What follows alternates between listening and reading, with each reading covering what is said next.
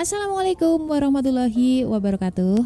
Ketemu lagi dengan saya Ria Marliana di podcast Self Healing, podcast kita semua yang sedang belajar berdamai dengan luka melalui psikologi Islam. Dan kadang aku spill tentang karakter manusia berdasarkan golongan darah. Berguna buat lo yang punya pasangan dan lagi sebel banget sama pasangan, biar bisa lebih memahami aja sih. Tadi lagi ngejemur, baru mau ngejemur tiba-tiba ada inspirasi ya. Kalau misalkan inspirasi itu sebenarnya banyak banget, bertebaran di mana-mana. Cuma menuangkannya itu kadang PR banget. Apalagi menuangkan sampai jadi konten kayak sekarang. Ada aja gangguannya.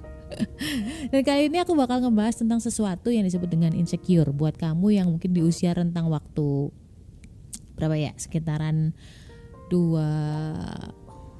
mungkin 23 sampai dengan 27 mungkin ya, atau ya masih remaji gitu ya.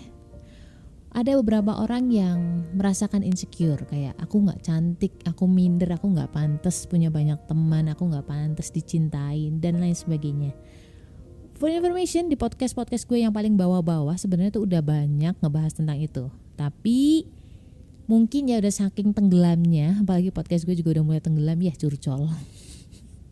Udah banyak, tapi aku bakal bahas ini secara lebih singkat ya.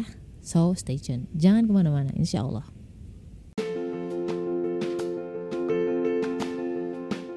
Pengen naklukin diri sendiri atau pengen naklukin hati golongan darah B, wajib banget baca. Jangan deketin golongan darah B sebelum miliki buku Beauty in Abyss ini. Tenang aja, karena bahasanya tuh bukan yang ilmiah banget. Ada cerita, ada narasi, tapi gak sepanjang novel-novel drama atau sastra. Cuman 25.000. Link pembelian terlampir nih. Nah, seperti biasa gue selalu bikin contekan kayak gini. Jadi gue sebutnya sebagai mind map. Poin-poin apa aja sih yang mau gue sampaikan.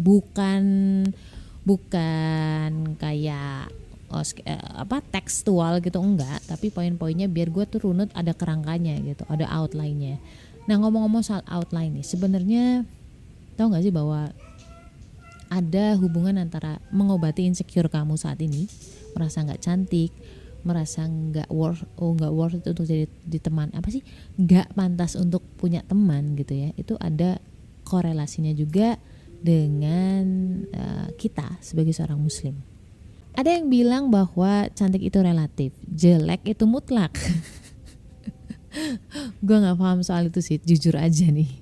Cuman aku setuju dengan kata-kata cantik itu relatif ya. Kadang-kadang ada orang yang sukanya itu muka-muka yang imut, ya gak? Ada orang yang sukanya muka-muka yang ke Arab-Araban, ada orang yang suka mukanya itu ke Chinese-Chinesean, ke Korea-Koreaan gitu. Itu tergantung apa sih selera pasar saat ini ya. Sebentar, anak gue lagi gangguin gue nih.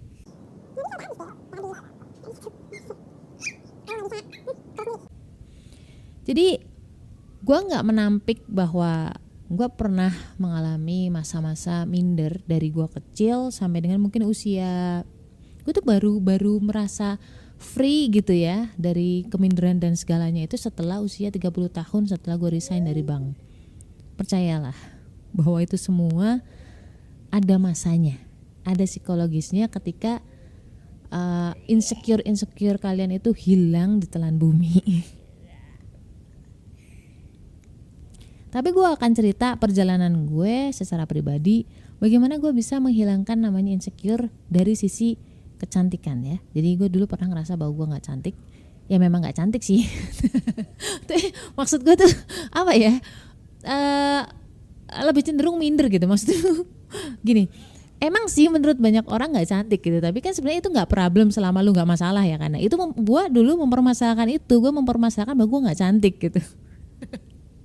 Ya kan. Jadi itu tuh sebel sebenarnya. Nggak suka hal-hal kayak gitu. Ini apa sih?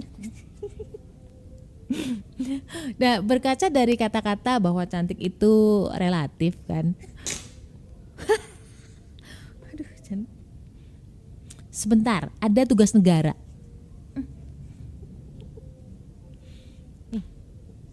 Ini. Cantik itu relatif, which is tergantung siapa yang melihat. Artinya, Oh berarti cantik itu subjektif dong, tergantung siapa yang melihat. Mau si A yang ngelihat gue cantik atau enggak, ya kan?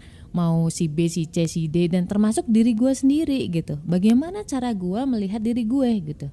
Jadi gue menangkap akar masalahnya sebenarnya bukan di cantik atau enggaknya gue gitu. Faktanya memang gue nggak cantik betul, tapi akar masalahnya adalah kenapa gue mempermasalahkan itu gitu. Jadi gue mulai mencoba reframe ya, mendefinisikan diri gue lebih jauh lagi. Karena orang lain tuh nggak mempermasalahkan muka gue, gitu. Nggak mempermasalahkan fisik gue, kenapa gue mempermasalahkannya kan gitu ya. Jadi yang harus dibenerin adalah diri gue sendiri. Bagaimana cara saya mendefinisikan cantik untuk diri saya? Bodoh amat lah dengan orang lain mau ngeliat gue cantik atau enggak, yang penting gue merasa cukup kan, gue merasa gue cantik, I'm good enough gitu loh.